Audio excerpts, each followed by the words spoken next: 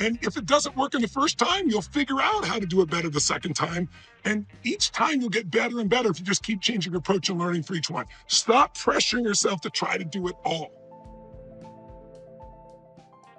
Priming is one way that Tony changes his focus and gets ready for his day.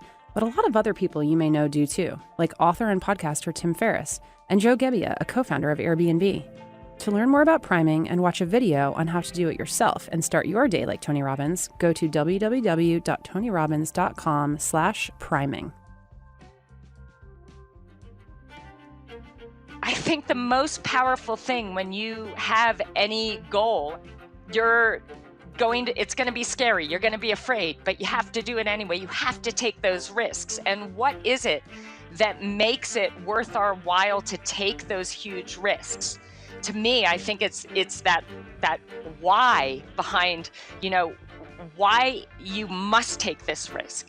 And for me, I knew that I had to do everything in my power to become the best triathlete in the world because I was desperate to prove to myself, most importantly to myself, that not only was I worthy and that I could achieve something special even as a gay woman, but that I could be loved and I could make a difference in this world. That's Siri Lindley. You may know of her because she has absolutely dominated the sport of triathlon as both an athlete and a coach. But before she found success in her career, she was controlled by deep-seated insecurity. In fact, as a young adult and student at Brown University, she was so plagued by her own fears, she could barely function.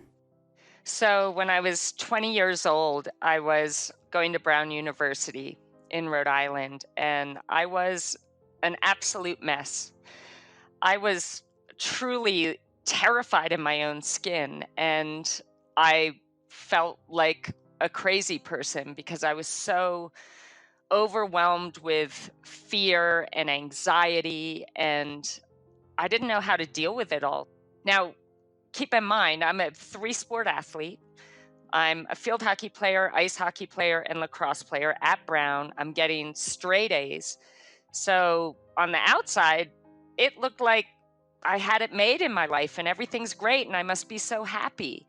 But on the inside, I was slowly dying and slowly giving up on myself and being too afraid to wake up in the morning and take on another day. And this OCD, this terrible, insane case of OCD, where literally I specifically remember trying to leave my dorm room to go to a lacrosse game.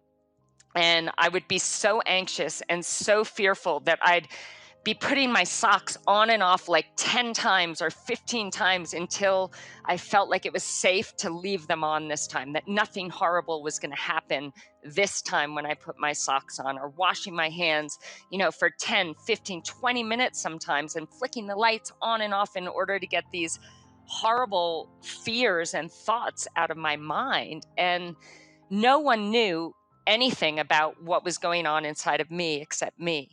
And I not only didn't like the person that I was, but I was terrified of her. Siri's fear had spun out of control, and it got to a point where she was even contemplating taking her own life. I really was trying to come up with ways that I could just end my time on this planet. And that's a really horrible feeling. It's a really scary feeling to think that not being around would be easier than what you feel existing. But one night, everything changed for Siri. She was in the Brown University library and stumbled upon Tony's book, Personal Power. In a desperate search for something, anything, to make herself feel better, she read the entire book, all 452 pages of it, in one night. And it was that one night that changed the course of her life. The biggest revelation was understanding that I'm the only one that can change my experience of life. Life isn't just happening to me and you either are lucky and you're happy or you're unlucky and you're sad. We create our experience of life depending on what we're focusing on, the meaning we give things, and what we choose to do about it. I was focusing on everything I didn't want to have happen, so everything I was afraid of, focusing on fear. I was focusing on everything that I felt was missing, And I was focusing on everything that I had absolutely no control over. So you can imagine when you have your thought pattern is all based on this lack and fear and everything that you want to avoid. I mean, no wonder I was feeling as horrible and sad and crazy as I was. And when I realized that these irrational fears had suffocated me, paralyzed me, like literally I was sabotaging my whole entire life to the point that I didn't want to live it anymore. That's how powerful that fear was. But what I realized is that instead, I knew that I couldn't release fear altogether, but I was determined to let go of fearing things that I had no control over, fearing things that made no sense. That night, Siri made the decision to let go of her fears.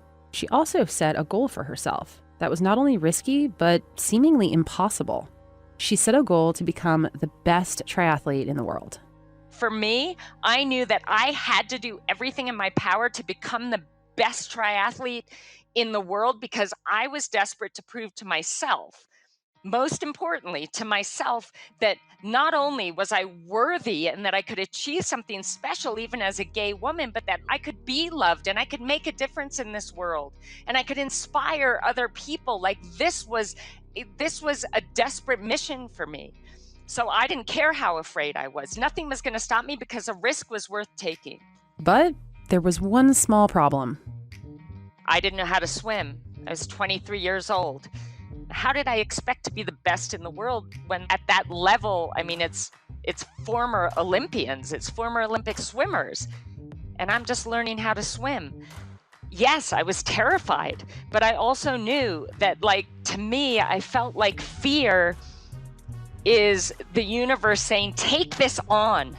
This matters. Everything great in your life is going to be on the other side of this fear. Step in. So Siri stepped into her fear. She got herself a coach, moved to Boulder, Colorado, and then to Australia, where the best triathletes in the world were training. She surrounded herself with people that were better than her, including world champion triathlete Michaela Jones, and modeled them. You want to achieve something spectacular, well, find someone that's already done what you're dreaming of achieving and do what they do.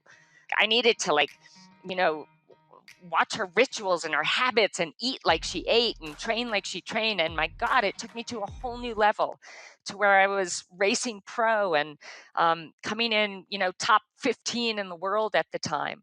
After years of training, Siri had the opportunity to go to Switzerland and work with renowned coach Brett Sutton to prepare for the Olympic trials.